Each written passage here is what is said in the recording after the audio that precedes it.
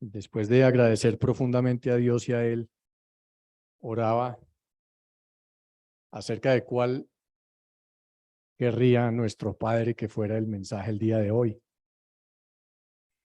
Y con el paso de los días de la oración, tuve la claridad de hablar de evangelismo, que de alguna manera es continuar con el tema que veníamos tocando en la prédica anterior por parte del pastor, pero enfocándola en el modelo de Jesús. Y entonces intenté ponerle un nombre a esta prédica, nombre que es la ruta del Señor. Esa ruta del Señor es un modelo que Cristo vivió, es un modelo del cual Él nos dio ejemplo y nos dio testimonio durante su paso por esta tierra. Un modelo que encontramos en la palabra, un modelo que Él comprobó que funcionaba, pero como modelo lo dejó instaurado para que nosotros, sus hijos, los hijos que hemos nacido de nuevo, lo apliquemos en nuestra vida. Entonces voy a comenzar dentro de ese modelo que lo que les pido es que cada uno vaya identificándolo en lo que Él nos enseñó y lo que nosotros deberíamos vivir y dar testimonio como buenos hijos suyos, ¿sí? Y ese modelo inicia con el bautismo. Entonces, cuando Juan anunció el bautismo de Jesús y en la palabra anuncia que nos bautizaría a los hijos de Dios con el Espíritu. Recordemos que en Mateo 3, del 11 al 12, si me permiten compartirlo, acá lo tengo, dice: yo bautizo con agua a los que se arrepienten de sus pecados y vuelven a Dios, pero pronto viene alguien que es superior a mí, tan superior que ni siquiera soy digno de ser su esclavo y llevarle las sandalias. Él los bautizará con el Espíritu Santo y con fuego. Y entonces, cuando Juan le dijo a Jesús, cuando Juan estaba dispuesto para bautizar a Jesús y le dice que él no es digno, que debiera ser él quien lo bautizara, Jesús le dice: no, Juan, eres tú, y así se cumplirá la palabra. Jesús es muy riguroso y teniendo el poder del Padre en él, él siempre cumplió lo que estaba escrito, y así lo dice a través de la palabra en muchísimas ocasiones, y hoy lo vamos a ver varias veces. Pero su testimonio de vida, arrancando este modelo y este camino, esta ruta, arrancó así, para que se cumpla la palabra. Y entonces Jesús recibió el Espíritu Santo, recibió el poder del Espíritu Santo, porque es que él ya era santo. Y entonces dice Mateo 3:16, y vio al Espíritu de Dios que descendía como paloma y venía sobre él. Vino sobre Jesús el Espíritu Santo, siendo santo. Y hubo una voz de los cielos que decía: este es mi Hijo amado, en quien tengo complacencia. Entonces Jesús es bautizado, Jesús recibe el Espíritu Santo, y luego el Espíritu Santo lleva a Jesús ¿a dónde? Al desierto, ¿cierto? Y lo lleva con un propósito muy claro. Sabemos que Jesús tenía que pasar por allí, porque además estaba escrito, y tenía que ser tentado por el diablo. Y ese paso de Jesús por el desierto nos dejó grandes enseñanzas. Pero además es una etapa que todos nosotros debemos en algún momento de la vida como cristianos recorrer, ese paso por el desierto. Pastor Diego muchas veces nos ha dicho, depende de nosotros si queremos dar unas vuelticas más u obedecemos y salimos un poquito más rápido del desierto. Pero es un paso que todos vamos a dar.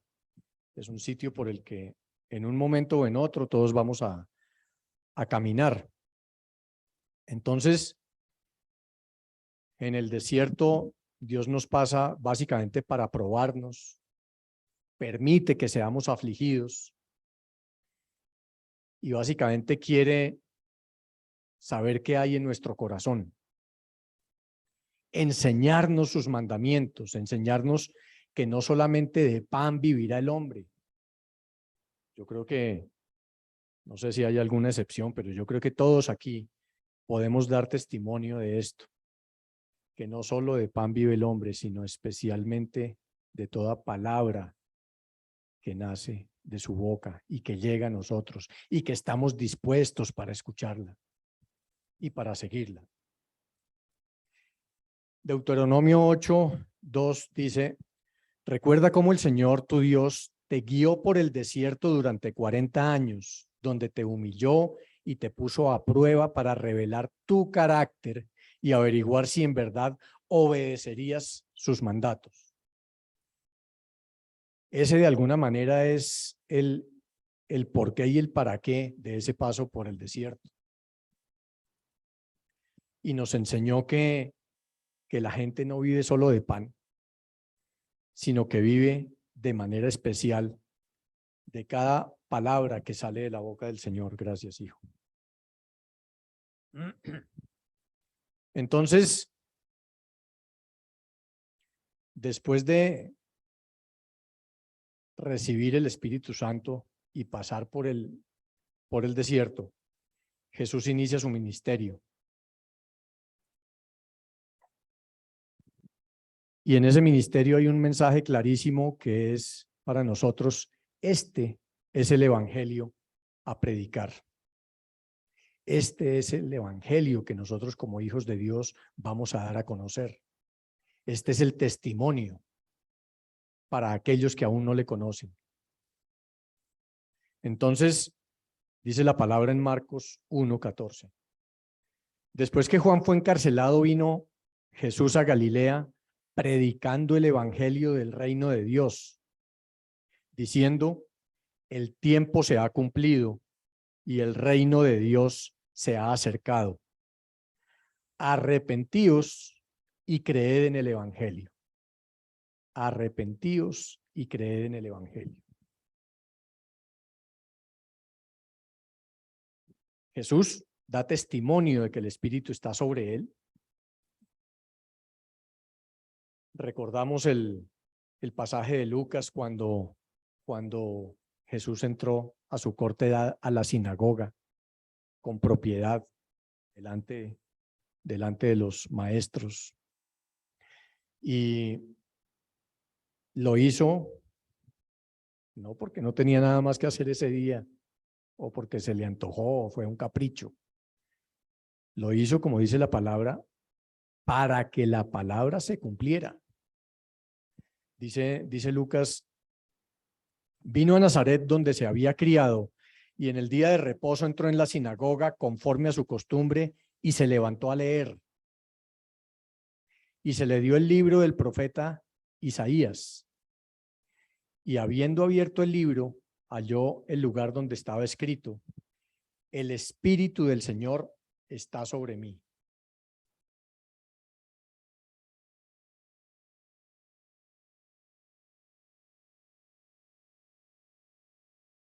Y entonces dice la palabra, el para qué. Por cuanto me ha ungido para buenas nuevas a los pobres, me ha enviado a sanar a los quebrantados de corazón, a pregonar libertad a los cautivos y vista a los ciegos, a poner en libertad a los oprimidos, a predicar el año agradable del Señor. Y enrollando el libro, lo entregó al ministro y se sentó.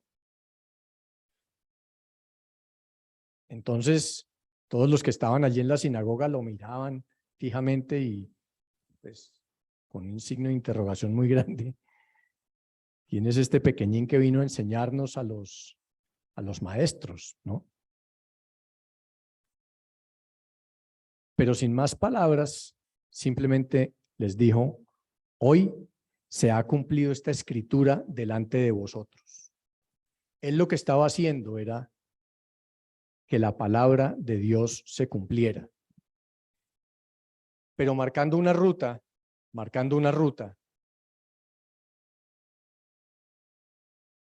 que es un modelo que él demostró que siguió fielmente y que espera que nosotros, sus hijos, lo sigamos también. Entonces, si Cristo esperó a ser ungido por el Espíritu Santo antes de salir a predicar,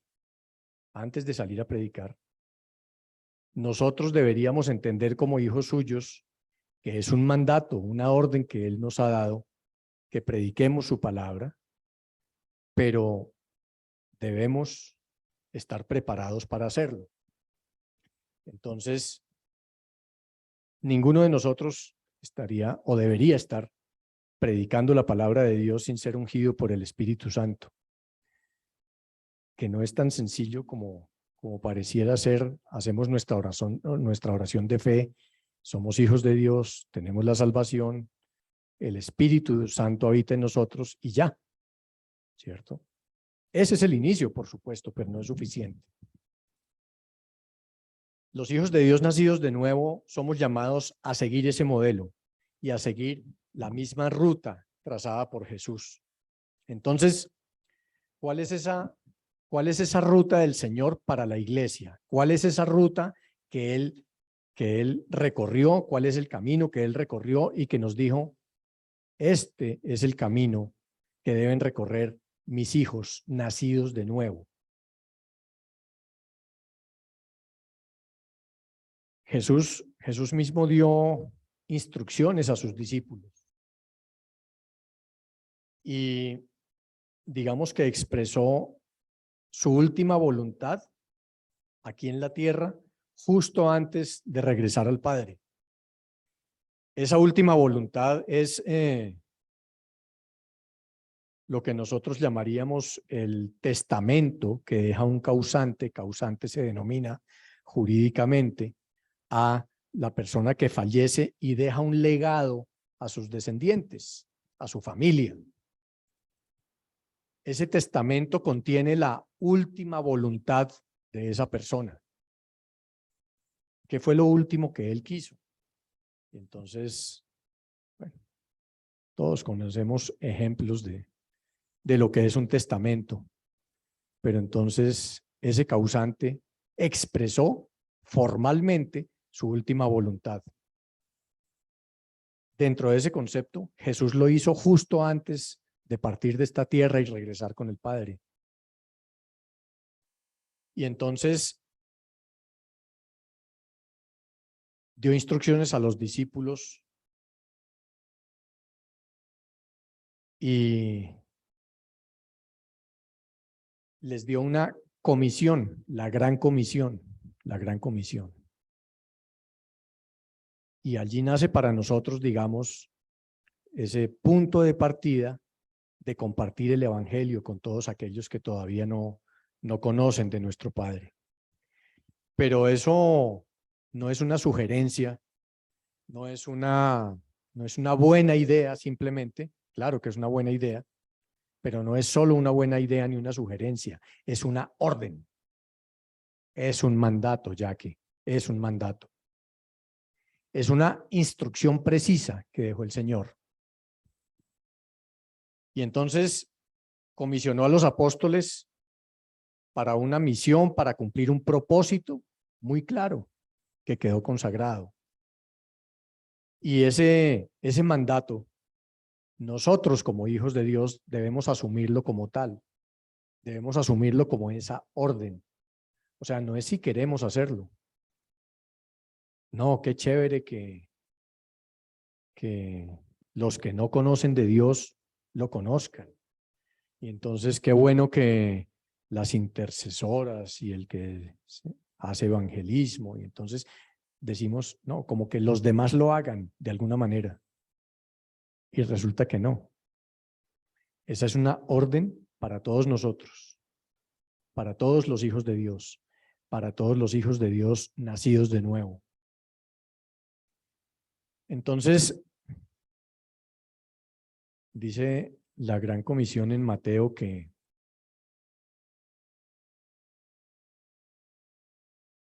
Jesús se apareció a los apóstoles estando ellos sentados a la mesa y los reprochó por su incredulidad, porque aún ellos en ese momento decían, ¿sí resucitó? Un signo de interrogación grandísimo, ¿cierto? Y porque no habían creído a los que le habían visto ya resucitado. Les dijo en ese momento, id por todo el mundo y predicad el evangelio a toda criatura.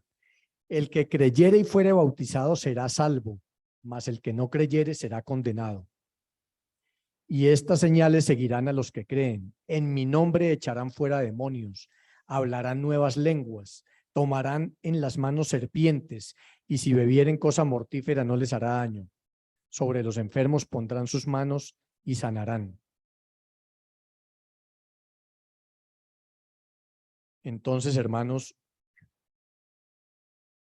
este mandato que le dio a los apóstoles y que después de esto, claro que lo cumplieron, es el mismo que nosotros debemos cumplir en nuestro día a día, en el entorno en el que nos movemos, no solamente en nuestra casa, donde Dios mediante, pues todos somos ya hijos de Dios. Habrá casos en que no, y entonces por allí debemos comenzar. Pero tenemos espacios muy cercanos en los que cómodamente nos movemos todos los días, pero donde no cumplimos esa orden, no cumplimos esa gran comisión. Entonces tenemos mucho por hacer. Y ese camino creo que hay que comenzar a recorrerlo con los que tenemos más cerca, en el trabajo, los vecinos, en el transporte público. Aquí en Bogotá, uno fácilmente tarda un par de horas recorriendo de un punto a otro de la ciudad. Y a veces, yo no lo hago, pero mucha gente veo en el transporte público, utilizo mucho Transmilenio cuando estoy acá. Casi todo el mundo está conectado a su celular, escuchando música a través de sus audífonos, ¿sí? Pero podríamos estar hablándole de nuestro Dios bueno al que está al lado.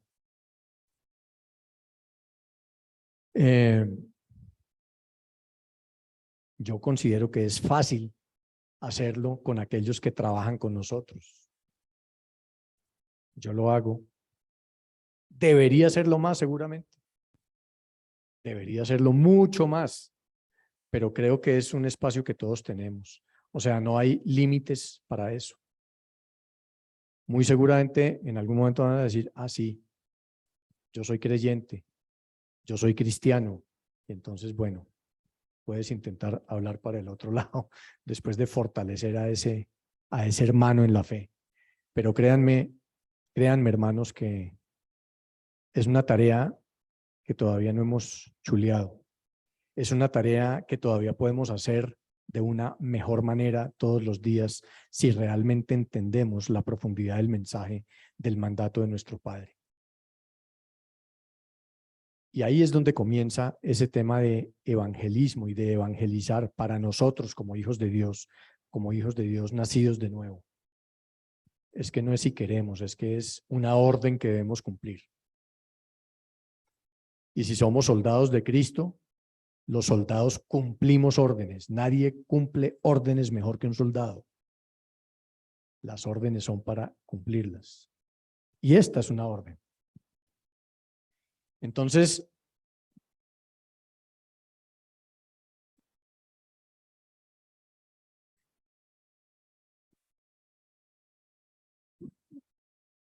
¿cómo comenzamos a hacerlo? Dice la palabra, y así lo hizo Jesús. Esperen para ser investidos de poder de lo alto.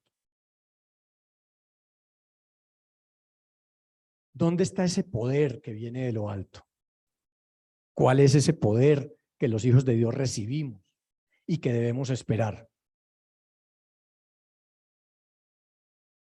Hay una promesa del Padre de enviar otro consolador cuando Jesús partió con él.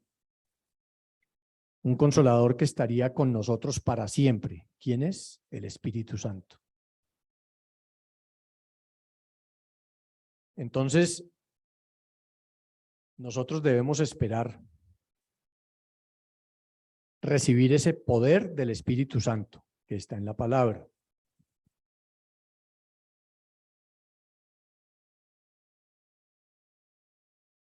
Dice el versículo que estaba buscando.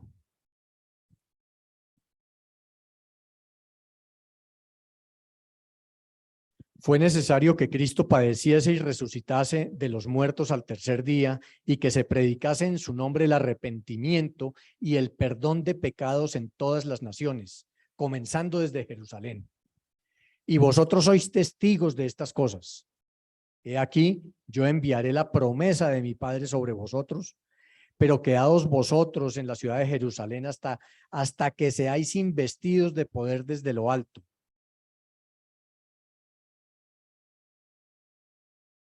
Esa es la promesa que Él les hizo a los apóstoles y recibimos nosotros, enviar otro consolador. Dice Juan 14:15, si me amáis, guardad mis mandamientos. Y yo rogaré al Padre y os dará otro consolador para que esté con vosotros para siempre. El Espíritu de verdad al cual el mundo no puede recibir porque no le ve ni le conoce. Pero vosotros le conocéis porque mora con vosotros y está en vosotros. Entonces, dos cosas. La promesa no fue, les voy a enviar otro consolador para que los acompañe por un tiempito, por unos días, por unas semanas, por unos meses. No, la promesa fue, les enviaré un consolador que estará con vosotros siempre. ¿Y cómo lo hizo? Apenas nosotros hacemos nuestra profesión de fe y somos hechos hijos de Dios, a partir de allí Él está en nosotros. Por eso nosotros somos templo del Espíritu Santo. ¿Qué puede pasar con el Espíritu Santo? Como quisiéramos todos, el Espíritu Santo debería estar vivo, avivado, es a lo que me quiero referir, dentro de nosotros, pero a veces puede estar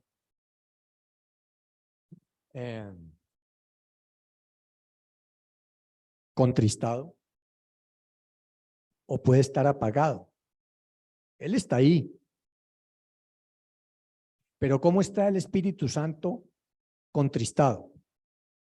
Estando ahí, pues con nuestro pecado. Cuando nosotros pecamos, contristamos al Espíritu Santo. Y nos apartamos.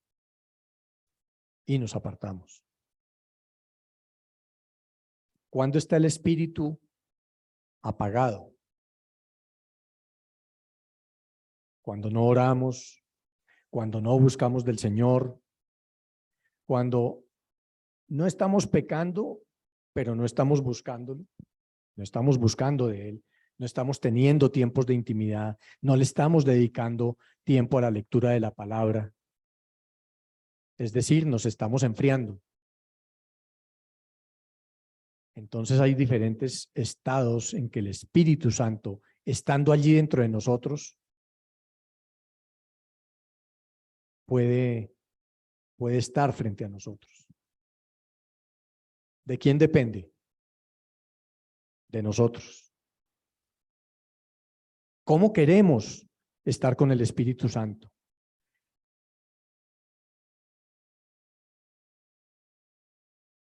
¿Cómo queremos recorrer el camino que Él nos ha mostrado que debemos recorrer? ¿Cómo debemos ser hijos de Dios? ¿Tibios? ¿Fríos? ¿O apasionados por Él, apasionados por su palabra, buscando de Él todos los días, buscando tener intimidad, mejorando nuestros tiempos y la calidad de nuestra oración, mejorando la calidad de nuestro tiempo con Dios, buscando de Él en su palabra, dando testimonio, buscando a nuestro hermano que todavía no le conoce y compartiéndole nuestro testimonio, compartiéndole nuestra experiencia, compartiéndole por qué nosotros decimos que Dios es bueno? Porque no cabe ninguna duda que Dios es bueno y lo ha sido con nosotros cada día de nuestra vida. No deberíamos bendecir a otros todos los días diciéndoles: mira, Dios ha sido bueno conmigo y quiero compartirte mi experiencia con Él.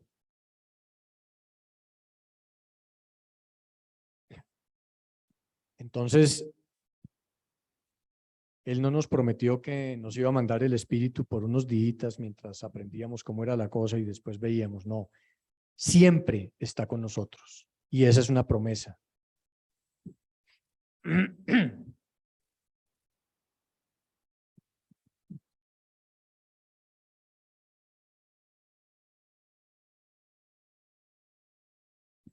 Cuando entendemos este mensaje, nosotros no deberíamos hacer nada diferente que anhelar ser llenos del Espíritu Santo. No solo estar felices de saber que Él habita en nosotros, sino anhelar de verdad una llenura del Espíritu Santo, que no se logra de otra forma, sino como ya lo estábamos diciendo. Busquemos más de nuestro Padre, dediquémosle más tiempo a Él. No es como el compromiso hasta religioso, de pronto doblar rodillas, dar gracias por ese nuevo día. Gracias, Señor, porque eres bueno. Te pido por... Amén, chao. 2 minutos y 15 segundos. No porque tengamos que medirlo en minutos. Entendamos, pensando al interior de cada uno, cuál es el tipo de oración que nosotros estamos teniendo. ¿Qué tipo de encuentros estamos teniendo con nuestro Padre? Siquiera somos agradecidos. Elber hace un momento se refería al tema de los altares familiares, que esta semana es la gratitud. ¿Alguien no tendría razones, múltiples razones, para dar gracias durante todo el día, todos los días?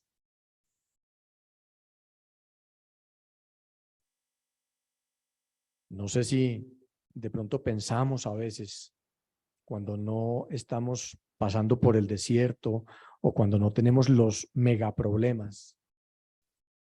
No, de pronto no necesito estar buscando de Dios. No sé si eso pasa. Yo les digo que desde hace muchos años, nosotros, hablo de mi familia, cuando abrimos los ojos, lo primero que hacemos es dar gracias por ese nuevo día, porque es que hace años que de pronto Senia y yo no estábamos por acá. Ustedes lo saben. Pero Dios es bueno y ha hecho milagros en nuestras vidas. Pero no solamente esos. Él hace milagros todos los días y nos muestra su favor, su poder, su misericordia, su fidelidad todos los días. Pero a veces nosotros nos acostumbramos a que sí, eso está bien y debe ser así. Y yo creo que lo que debería ser normal es que todos los días, todo el día, estemos dando gracias, estemos alabándolo, estemos adorándolo, pero además estemos con nuestro testimonio, dando a conocer su obra y esta ruta de la que estamos hablando a quienes todavía no le conocen. Recordemos que no es si cada uno de nosotros quiere, eso es una orden.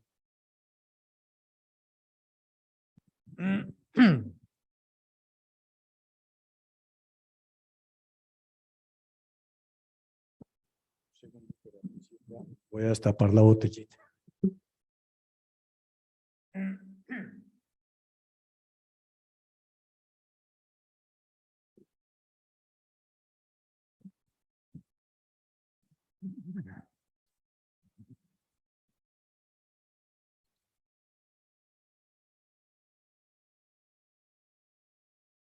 Seguiría dentro de esa ruta la promesa del Espíritu Santo, dentro de esa ruta de Dios para la iglesia, y está en Hechos 1:4.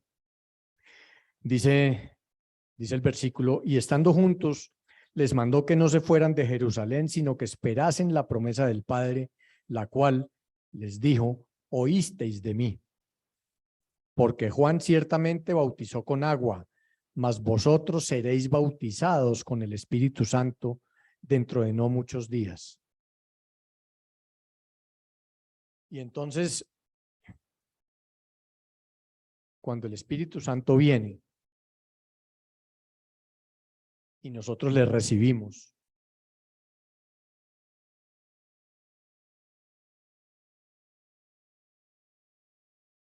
es ese inicio y es ese primer momento. Pero ¿qué es lo importante allí? Estar dispuestos no solamente a que el Espíritu venga sobre nosotros, sino estar dispuestos a vivir con Él y en lo posible a que no se apague el Espíritu Santo dentro de mí, en mi vida, por causa mía, y por supuesto a no contristarlo. Entonces, esa venida del Espíritu Santo la recibimos de hecho como nuevos hijos de Dios, como nacidos de nuevo, pero implica de nosotros ese serio compromiso que está de una manera linda descrito en la palabra. Y dice, cuando llegó el día de Pentecostés, estaban todos unánimes, juntos, y de repente vino del cielo un estruendo como de un viento recio que soplaba, el cual llenó toda la casa donde estaban sentados, y se les aparecieron lenguas repartidas como de fuego, asentándose sobre cada uno de ellos. Y fueron todos llenos del Espíritu Santo, y comenzaron a hablar en otras lenguas según el Espíritu les daba que hablasen.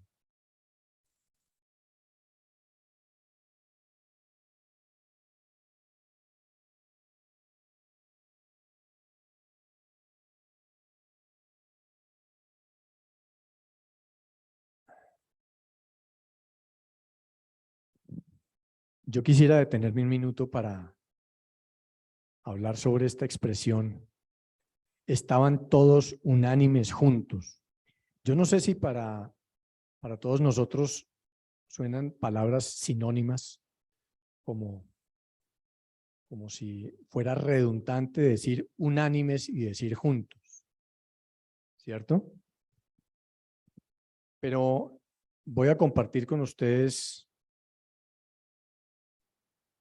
algo que encontramos en un libro que seguramente varios de ustedes tienen, que se llama SOS Colombia, del apóstol Roosevelt Muriel. Esta es una historia de hace 3 décadas y comenzó en el Valle del Cauca, en la ciudad de Cali. En los años 90, desafortunadamente, Cali y el departamento fue muy golpeado por el narcotráfico, por la violencia, por el pecado, sin ninguna duda.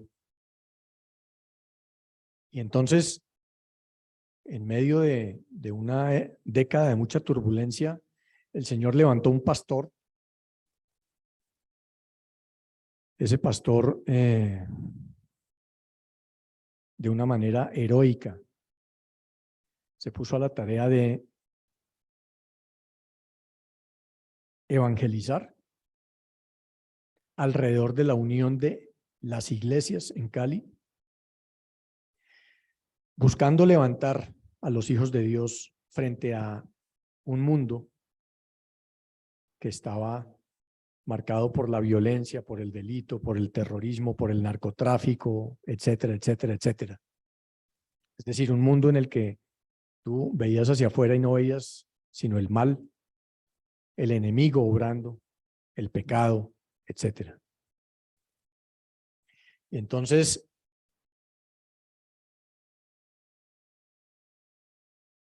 comenzó a orar, comenzó a unirse con otras iglesias y tiempo después fue víctima de esa violencia, lo mataron, lo asesinaron, pero esa semilla quedó sembrada, esa semilla quedó sembrada. Después de muchos años, después de más de 20 años, se vieron los resultados. Yo quiero leerles rápidamente lo siguiente. Se llama Una revelación fresca y dice así. Lo que ocurrió hace un tiempo fue lo siguiente. Cierta mañana estaba leyendo por enésima vez el capítulo 17 de Juan. Juan 17. Muchas veces había predicado sobre este tema en las diferentes ciudades y naciones donde me invitaron para compartir acerca de cómo habíamos logrado el proceso de unidad en Cali y atraer a las multitudes 2 y 3 veces al año al estadio de fútbol donde llevábamos a cabo las vigilias unidas. Esta vez, cuando leí los versículos del 20 al 23, algunas palabras comenzaron a resaltar ante mis ojos. Era como si se movieran o tuvieran un brillo especial, algo que no había ocurrido antes en este pasaje. Era como si estas palabras tuvieran vida propia y quisieran llamar mi atención. Las dos palabras eran ¿para qué? Ahora veamos el texto.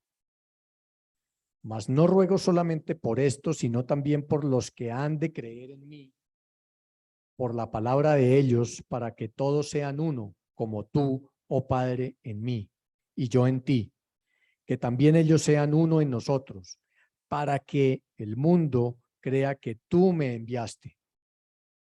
La gloria que me diste, yo les he dado, para que sean uno, así como nosotros somos uno. Yo en ellos y tú en mí, para que sean perfectos, en unidad, para que el mundo conozca que tú me enviaste y que los has amado a ellos como también a mí me has amado. Estas dos palabras comenzaron a mostrarme una intencionalidad dentro del texto, para que todos sean uno, para que sean perfectos en unidad. La gloria que me diste yo les he dado para que sean uno, para que el mundo crea que tú me enviaste, para que el mundo conozca que tú me enviaste. Ser uno, perfectos en unidad y con su gloria otorgada por él, ¿para qué? La respuesta es clara, para que el mundo crea y conozca que tú me enviaste. En ese instante, de manera espontánea en mi corazón salió una frase dirigida al Señor. Señor, esto es lo que nosotros vivimos en Cali por los años 90. Los pastores y los ministros de la ciudad nos unimos y las multitudes llegaban a nuestras vigilias unidas y la asistencia oscilaba entre 45,000 o 35,000 personas. Hice una pausa y luego agregué, pero Señor, no conozco un pasaje bíblico donde los líderes se unieron y las multitudes, como en Cali, se hayan movilizado. Entonces, como un rayo, apareció la respuesta. De manera inmediata escuché en mis oídos la voz que me dijo, ve a Hechos 2. Siendo honesto, en ese momento se me escapó una sonrisa, como a Sara, la mujer de Abraham, aunque traté de contenerla, pero no pude hacerlo. La razón, prácticamente me sabía Hechos 2 de memoria. Lo había predicado infinidad de veces, especialmente a los nuevos creyentes que llegaban a nuestra congregación, sobre todo cuando iba a abordar el tema del don de lenguas. Sin embargo, resignado pero respetuoso, abrí mi Biblia para buscar Hechos 2 y repasar nuevamente el tema del don de lenguas. Fue lo que pensé en ese momento. Abrí la Biblia en la versión Reina Valera de 1960 y pasé varios bloques de páginas hasta que llegué a Hechos. Luego busqué el capítulo 2. Entonces leí en voz alta y de manera pausada el primer versículo. Cuando llegó el día de Pentecostés, estaban todos unánimes juntos. Observé que en esta parte la versión Reina Valera 60 usa dos expresiones para identificar la manera como los discípulos se encontraban. No solo estaban reunidos en un mismo lugar, que es lo que la mayoría hacemos en nuestras reuniones ministeriales, sino que antes que unidos estaban unánimes. La palabra dice primero unánimes y después dice juntos. Y para poder estar unánimes con toda seguridad, debieron cumplir un proceso previo para revisar sus corazones, orar y tomar algún tiempo para ponerse a cuentas. Para estar unánimes debían estar en paz los unos con los otros. Y para ello debieron ejercitar el perdón y sacar de sus corazones las ofensas y los enojos añejos. En otras palabras, para ese momento debieron estar sanos. El primer versículo de Hechos 2 nos sugiere que sus tiempos de oración iban más allá de estar solo juntos. También, como no había prevenciones, rencores o descalificaciones, fácilmente podían orar en acuerdo.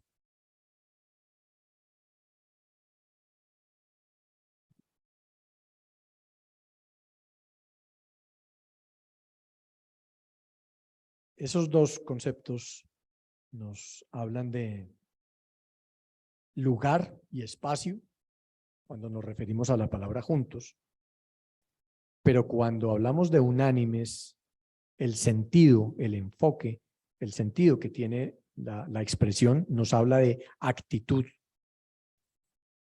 de humildad, de perdón, de paz, ausencia de sentimientos hostiles hacia sus hermanos. Unánime se puede ampliar a pensar, anhelar y orar por exactamente lo mismo.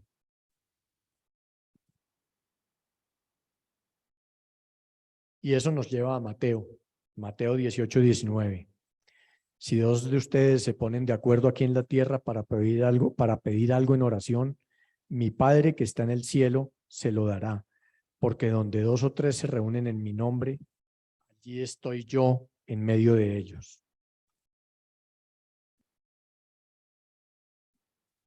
Entonces, unánimes juntos no es redundante.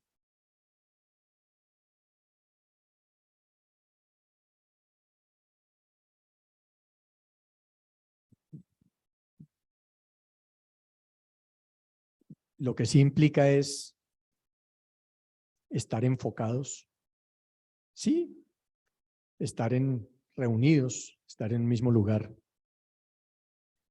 pero tiene un mensaje, como vemos, más profundo. A veces, yo no sé cuántas veces hemos leído esta cita, muchas, sin duda, pero creo que esto le da mucho sentido. Seguramente cuando la volvamos a leer, vamos a recordar un poco el sentido de lo que leímos acá. Y quería traer esa cita del libro del apóstol Roosevelt Muriel, porque creo que verdaderamente nos aporta a entender lo que estamos tratando de aclarar dentro de esa ruta que el Señor nos ha dado.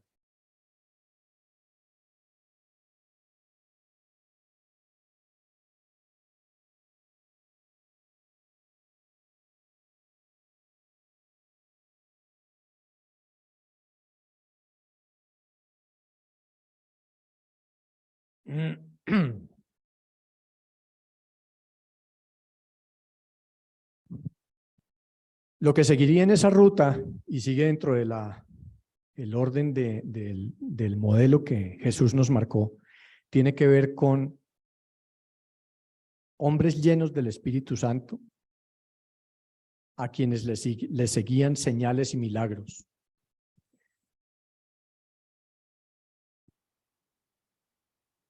Dice la palabra que por la mano de los apóstoles se hacían muchas señales y prodigios en el pueblo, y estaban todos unánimes en el pórtico de Salomón.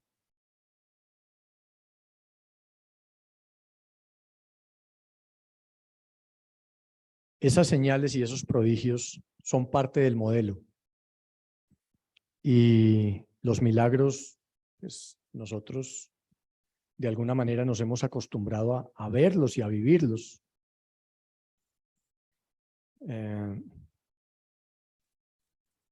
Hay una cita que dice que lo sobrenatural de Dios debe ser natural para nosotros, sus hijos. ¿Eso qué significa? Animémonos, despertemos y acostumbrémonos a vivir en lo sobrenatural, a identificar lo sobrenatural. Qué bueno el momento en el que eso sobrenatural ya no se vuelva extraño para nosotros, sino que estemos habituados a orar por un hermano y ver cómo milagrosamente nuestro Padre obra sobre su vida.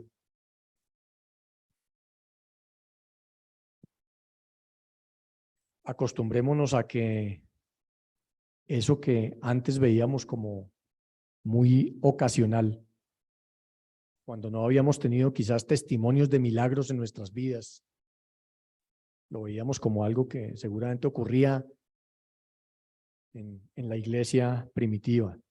No, hermanos, eso sucede hoy, aquí, sucede en nuestros hogares, sucede en nuestras familias, sucede alrededor nuestro, todos los días. Y qué bueno que nosotros seamos partícipes de esas señales, de esos prodigios, de esos milagros para otros hermanos y para personas que de pronto hoy todavía no conocen de Dios, pero por quienes podemos hacer mucho y después ellos también hagan parte de este camino y sean multiplicadores como nosotros de esa gran comisión.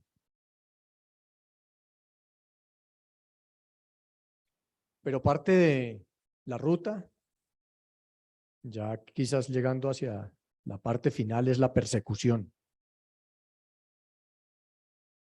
Y seguramente nosotros tendremos que recorrer también ese camino. Si realmente somos cristianos que vivimos el cristianismo y que damos testimonio de nuestro Padre. Pedro y Juan fueron perseguidos. Dice la palabra, levantándose el sumo sacerdote, todos los que estaban con él, esto es la secta de los saduceos, se llenaron de celos y echaron mano a los apóstoles y los pusieron en la cárcel pública. Mas un ángel del Señor, abriendo de noche las puertas de la cárcel y sacándolos, dijo, id y puestos en pie en el templo, anunciad al pueblo todas las palabras de esta vida. Habiendo oído esto, entraron de mañana en el templo y enseñaban. Y la manifestación del poder de Dios era vista en Jerusalén, Judea, Samaria y hasta lo último de la tierra. Ellos predicaban con poder, llenos del Espíritu Santo, dispuestos a ser testigos aún hasta la muerte. Y eso no debería asustarnos, porque nosotros deberíamos ser capaces de hacer lo mismo. Sin temor, si llega el caso, a morir por dar testimonio de nuestro Padre. La iglesia primitiva logró cumplir con la gran comisión porque siguió y obedeció las instrucciones que Jesús mismo les había dado.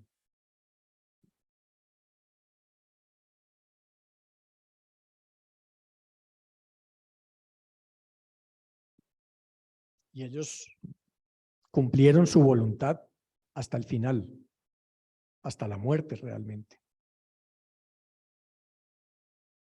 Yo quiero que entendamos que esto no es por raticos. Esto no es cuando tenemos problemas y nos acordamos de orar y de doblar rodillas. Esto es una ruta que debemos caminar, que debemos recorrer de la mano y con nuestra guía de Dios, pero además sabiendo que Él va delante nuestro como poderoso gigante. Y yo estoy seguro que Él ha mostrado su brazo de poder obrando a favor de cada uno de los que estamos acá, a cada uno de sus hijos, porque además es una promesa suya. Entonces, ¿en quién está nuestra confianza? ¿En quién está nuestra fe? ¿Cuándo consideramos que es oportuno llevar el evangelio a otros? ¿En qué condiciones?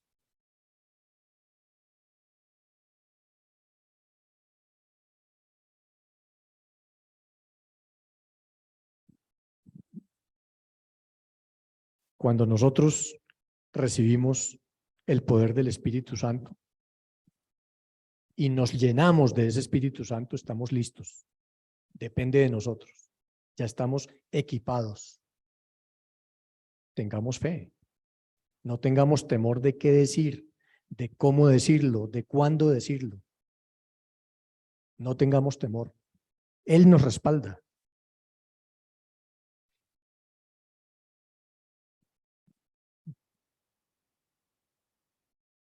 Eso, hermanos, supone que estemos cerca de Dios. Supone que estemos congregándonos. Hay un gran respaldo de parte de Él cuando nosotros le buscamos y le buscamos para que nos equipe para ir a predicar su palabra. Y Él nos respaldará. Él nos respaldará. Esto supone una gran dosis de amor, amor del cual Él fue el ejemplo supremo. Nuestro Padre nos dio el máximo ejemplo de amor.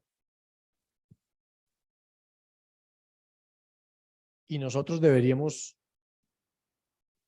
digamos que, actuar con ese mismo amor para bendecir a tantas personas que lo necesitan.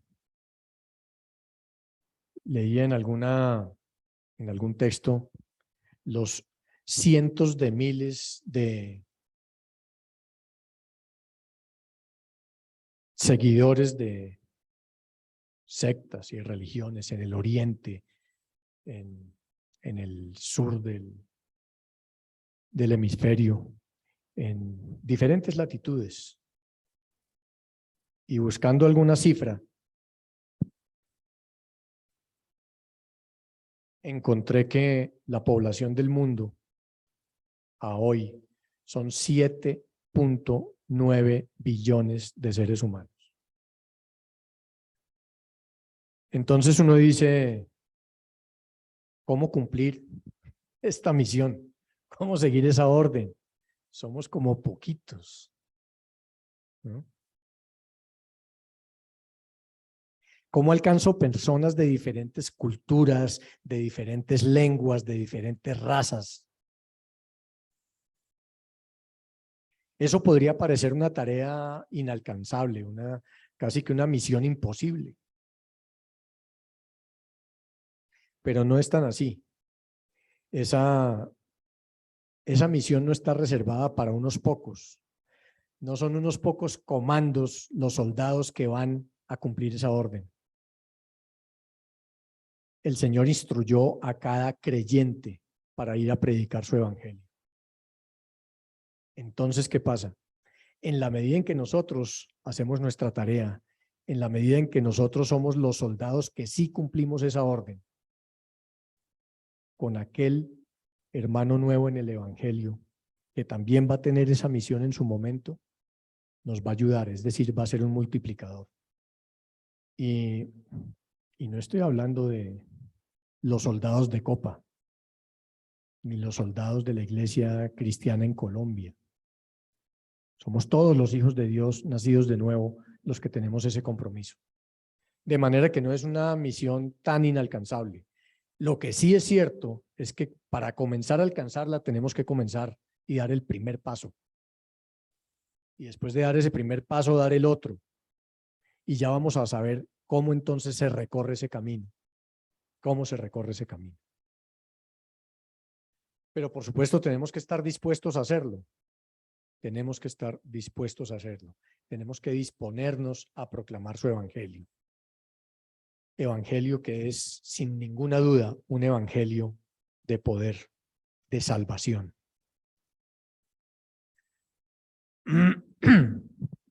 Hermanos, les digo, nosotros debemos anhelar con toda nuestra alma, con todo nuestro corazón, con todo nuestro ser, con toda nuestra mente, ser llenos del Espíritu Santo. Este es el inicio y es el camino, el único camino. No es una opción, pero la decisión tenemos que tomarla cada uno de nosotros. Eso implica, hermanos, que tenemos que buscar un despertar en nuestras vidas. Debemos revisar si lo estamos haciendo bien o podemos mejorarlo. Nuestros tiempos de oración. ¿Cuánto tiempo tengo yo esa intimidad con el Señor? Si es diariamente o no.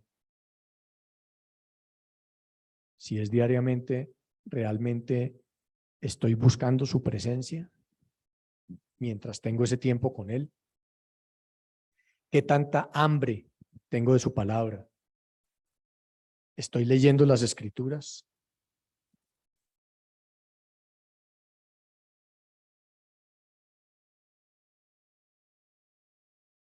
Si nosotros mejoramos esos aspectos, nuestra oración, nuestra intimidad con Él, buscamos la palabra, buscamos leer realmente la Biblia. Si pedimos al Espíritu Santo que llene nuestro corazón de compasión, de misericordia por quienes necesitan conocer de nuestro Padre y aún no lo hacen, seguramente Él nos va a respaldar. Esa misión nos demanda santidad, nos demanda integridad, nos demanda consagración y nos demanda fundamentalmente rendir completamente nuestras vidas a Él. ¿Estamos dispuestos? Seguramente sí. Hagámoslo, hagámoslo.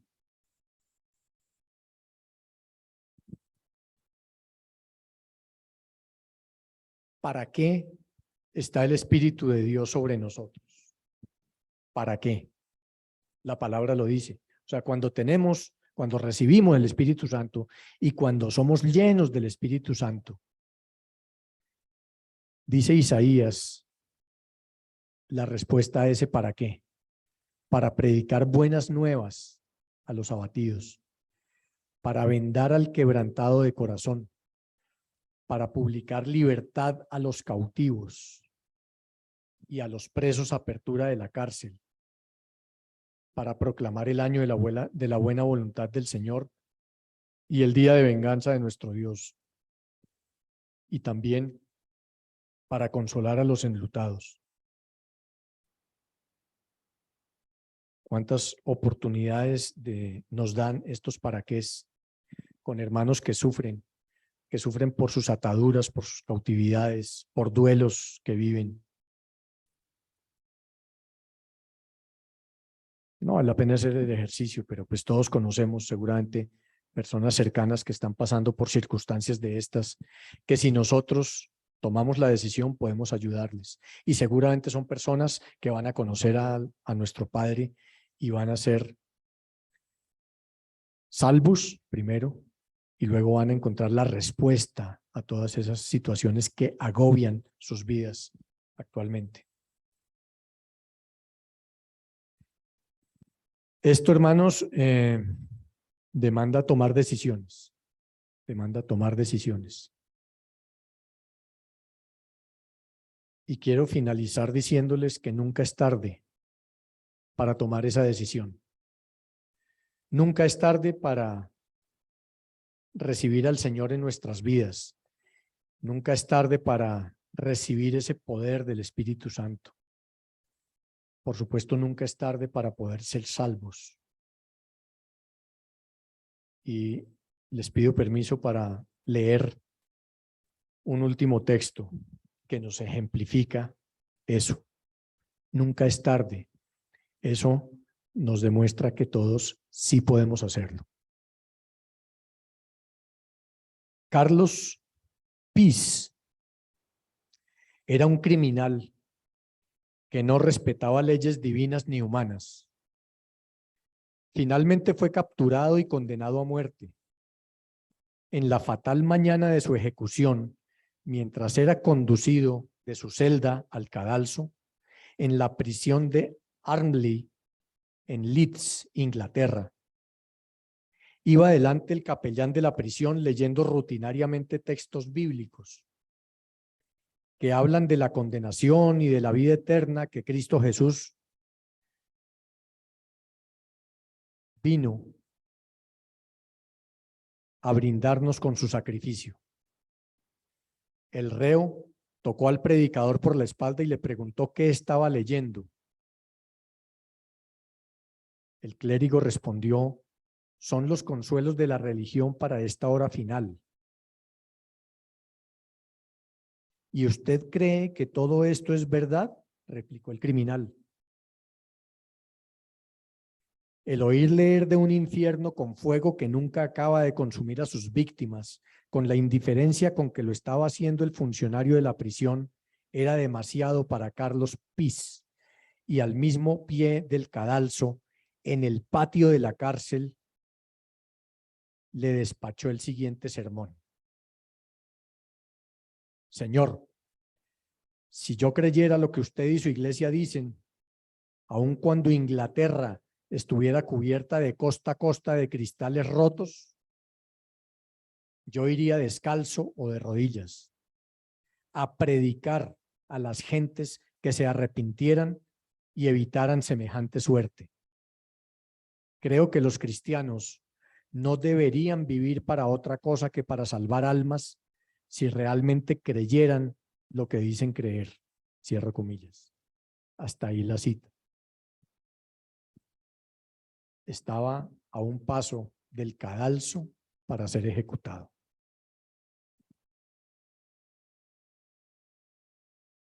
Entonces, hermanos, todos nosotros todavía tenemos más tiempito para hacerlo. Yo creo que vale la pena que realmente nos preguntemos qué queremos hacer, qué tanto queremos cumplir la orden. Digo, si alguien cree que una orden se cumple a medias. No, las órdenes se cumplen. Veámoslo así. Pero además, si no queremos ser tan estrictos, cuando nosotros leemos la palabra, leemos esa gran comisión una y otra vez, simplemente respondámonos qué estamos haciendo por cumplirla. Así no lo consideremos como una orden. ¿Estamos haciendo algo? Y recordemos lo que hablábamos aquí hace 8 días con el pastor. ¿Qué tal si el ejercicio lo hiciéramos cada uno una vez al día o a la semana o al mes? ¿Qué resultado tendría eso? ¿Cada cuánto se duplicaría copas si cada uno de nosotros hace ese ejercicio, por ejemplo? Este es un llamado, hermanos, a motivarnos a cumplir un deber que todos tenemos. Y a decirle: papá, cuente conmigo, yo lo hago. Yo soy su hijo, estoy capacitado para hacerlo, usted me respalda, voy a dar el paso. Qué lindo sería eso. No lo veamos como un sueño lejano. Yo los invito a que lo pongamos en práctica. Que Dios les bendiga, hermanos.